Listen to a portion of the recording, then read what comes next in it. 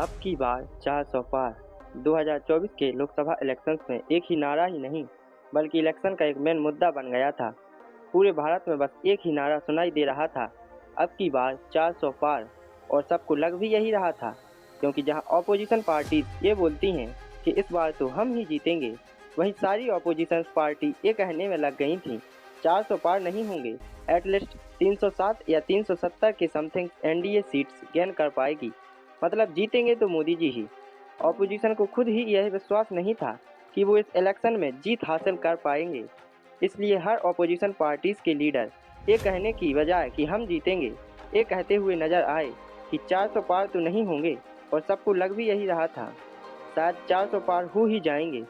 India alliance के बारे में तो सबको यही लग रहा था कि इनके तो इस बार के इलेक्शंस में सीट ही नहीं आएंगी, और ख़ास करके कांग्रेस को, क्योंकि पिछले इलेक्शंस के अकॉर्डिंग सारी ऑपोजिशन पॉलिटिकल पार्टी और ख़ास करके कांग्रेस की जो इमेज बन चुकी थी, उससे सभी को यही लग रहा था कि इस बार के इलेक्शंस में सीट जीतना भी मुश्किल है और एनडीए को 400 सीट्स गेन करने में कोई प्रॉब्लम भी नहीं होनी चाहिए। पर 4 जून के बाद जो इलेक्शंस का रिजल्ट आया, वो देखकर सबके होश उड़ गए, क्योंकि जहां कांग्रेस को 2019 के लोकसभा इलेक्शन में केवल 52 सीट ही जीत पाई थी और पूरी पार्टी खत्म होने की कगार पर थी, क्योंकि इस इलेक्शंस में कांग्रेस ने पिछली बार के मुकाबले 47 सीट्स ज़्यादा मिली और इंडिया अलायंस को टोटल 234 सीट्स मिली। वहीं दूसरी ओर 2014 और 2019 के इलेक्शंस में बीजेपी ने फुल मेजॉरिटी के साथ गवर्नमेंट बनाई थी, पर 2024 के इलेक्शंस के रिजल्ट के बाद बीजेपी को फुल मेजॉरिटी भी नहीं मिली और गवर्नमेंट बनाने के लिए उन्हें एनडीए अलायंस की ज़रूरत पड़ी, जहां बीजेपी ने 2014 के इलेक्शंस में 282 सीट और 2019 के इलेक्शंस में 50% से अधिक वोट शेयर के साथ 303 सीटें जीती थी और फिर फुल मेजॉरिटी के साथ गवर्नमेंट बनाई थी। पर वहीं 2024 के लोकसभा इलेक्शंस में अकेले बीजेपी को 63 सीट्स के लॉस के साथ केवल 240 सीट ही गेन कर पाई और एनडीए अलायंस के पास टोटल 353 सीट से घटकर 292 सीट ही रह गई। हालांकि बीजेपी ने एनडीए के साथ मिलकर गवर्नमेंट बना ली, पर अब सब यही सोच रहे हैं कि जो बीजेपी एनडीए के साथ मिलकर 400 सीट्स पार करने का दावा कर रही थी, आखिर वो 240 पर ही समट कर क्यों रह गई। तो इसके जो 3 सबसे बड़े रीजन बताए जा रहे हैं, उनमें से पहला ignoring RSS, second caste politics and third Rahul Gandhi का एक स्टूपिड स्टेटमेंट।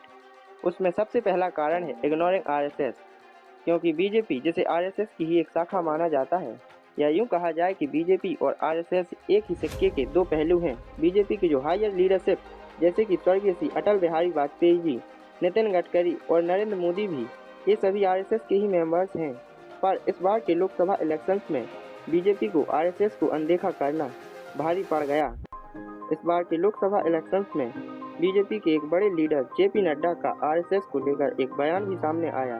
कि बीजेपी को लगातार बढ़ती जा रही है और अब यह उस स्थिति से भी विकसित हो चुकी है जब उसे आरएसएस की ज़रूरत पड़ती थी।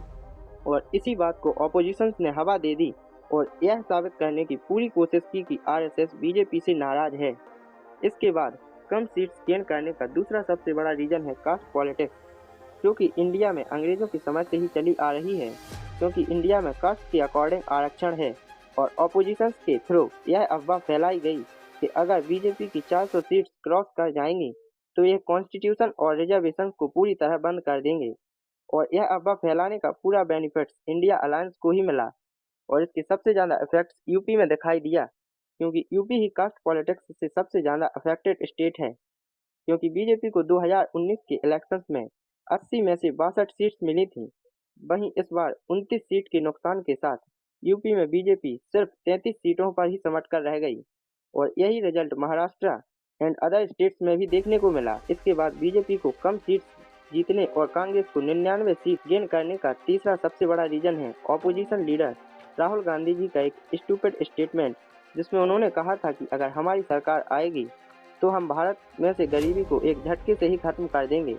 हमारी सरकार भारत की सभी गरीब महिलाओं को 1 लाख रुपए हर साल देगी, जो कि अगर प्रैक्टिकली देखा जाए तो पूरी तरह ही इम्पॉसिबल है, क्योंकि भारत में गरीबी रेखा के नीचे आने वाले लोगों की जनसंख्या अप्रॉक्सीमेटली 24 करोड़ के आसपास है तो इस हिसाब से एक साल में 24 लाख करोड़ रुपए लोगों में बांटना पूरी तरह ही इम्पॉसिबल है, क्योंकि 2023 में भारत का बजट ही 45 लाख करोड़ था। और ऐसा स्टेटमेंट सालों पावर में रही पॉलिटिकल पार्टी के एक लीडर से आना बहुत ही शर्म की बात है, क्योंकि बोलने से पहले सोचना भी तो चाहिए। माइक सामने है, इसका मतलब यह नहीं कि कुछ भी बोल दो। And this is understandable from the statement of Rahul Gandhi that one should not put under anyone influence. So that's all for today, and you like the information, so don't forget to subscribe the channel and see you with such interesting videos.